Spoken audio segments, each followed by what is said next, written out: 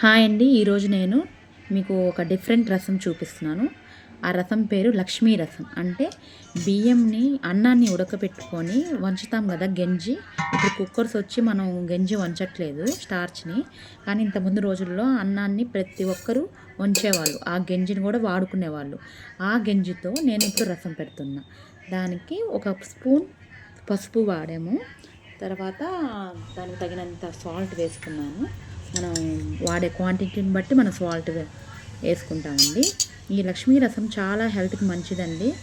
దానికి తగినంత నిమ్మకాయ సైజ్ అంత చింతపండును కూడా స్మాష్ చేసేసుకొని ఆ గెంజిలో వేసేసుకున్నాను.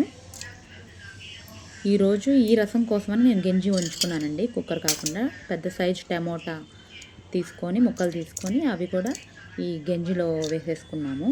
ఆ రసంలో టమోటా, చింతపండు, పసుపు, ఉప్పు ఇవన్నీ కూడా 10-15 మినిట్స్ నానాలి. పసుపు, ఉప్పు అవన్నీ కూడా నానితే కొద్దిగా మనకి ఫ్లేవర్ బాగుంటుంది. దానికి కావాల్సినవి కందిపప్పు, ధనియాలు, తెల్లబాయి, కాస్తన్ని మెంతులండి, ఎండు కొబ్బరి కూడా కొద్దిగా తీసుకోవాలి, మిరియాలు, ఎండుమిర్చి, పొట్టు మినపప్పు, ఉడిపి స్టైల్ అండి. ఉడిపిలో పొట్టు మినపప్పు వాడతారు రసానికి, కాబట్టి ఉప్పు మినపప్పు, బెల్లం కొద్దిగా ఫ్లేవర్కి. ఇప్పుడు తయారు చేసే విధానం: ఒక కడాయి తీసుకొని తగినంత నూనె తీసుకోవాలండి. నూనె తీసుకొని ఈ రసం పాతకాలంలో రెగ్యులర్గా గెంజి వంచేవాళ్ళంట అన్నాన్ని.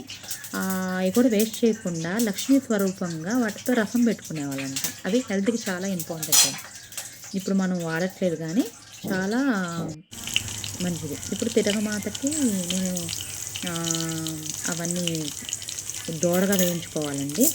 మిరియాలు, జీలకర్ర, తెల్లబాయి, కందిపప్పు, పొట్టు మినపప్పు, ఎండుమిర్చి, కరివేపాకు, ఇందాక తీసుకున్న మిశ్రమం అన్నీ ఆయిల్లో వేసుకొని దోరగా వేపుకోవాలి. ఎండు కొబ్బరి కూడా ఎక్కువ వేపుకోకుండా దోరగా వేసేసుకొని, పొట్టు మినపప్పు వల్ల చాలా ఫ్లేవర్ మారుతుంది. రెగ్యులర్ రసంలా కాకుండా కొద్దిగా ఫ్లేవర్ మారుతుంది, టేస్ట్ రెట్టింపు అవుద్ది. కాబట్టి పొట్టు మినపప్పు 2 స్పూన్స్ తీసుకోండి. ఇవన్నీ కరివేపాకు, ఎండుమిర్చి ఇవన్నీ కూడా దోరగా వేయించుకున్న తర్వాత ఇప్పుడు ఈ నానబెట్టుకున్న వాటిల్లో ఆ మిశ్రమాన్ని కలపాలి.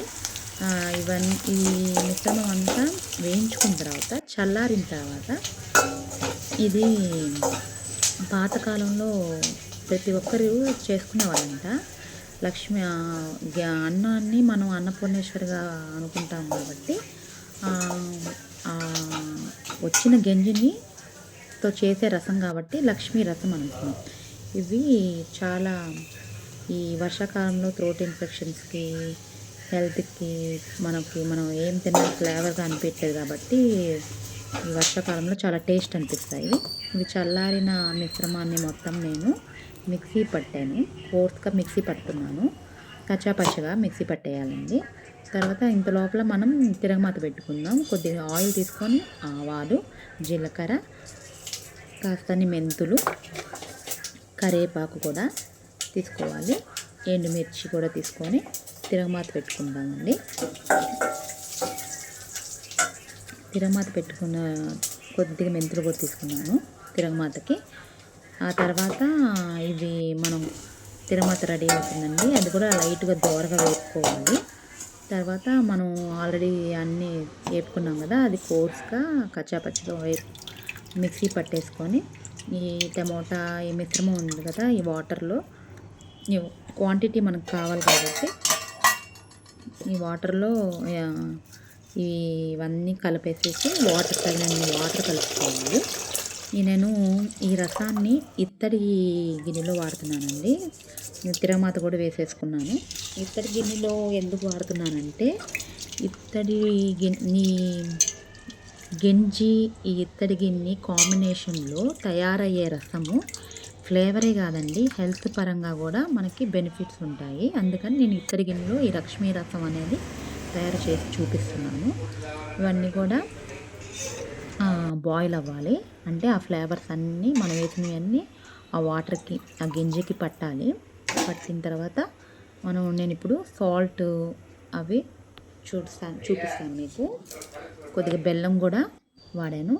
ఇప్పుడు టేస్ట్ కోసం సాల్ట్ సరిపోయిందా లేదా అని చెప్పి చెక్ చేసుకోవటానికి కొద్దిగా నేను టేస్ట్ చేసి మీకు చెప్తాను. ఉప్పు అవన్నీ సరిపోయినాయండి. చాలా కమ్మగా ఈ వర్షంకి మనకి ఏది తిన్నా సహించట్లేదు. ఈ రసం వేడి వేడి అన్నంలో వేసుకొని ఒక ముద్ద తింటే చాలా బాగుంటుంది. మీరు ట్రై చేయండి.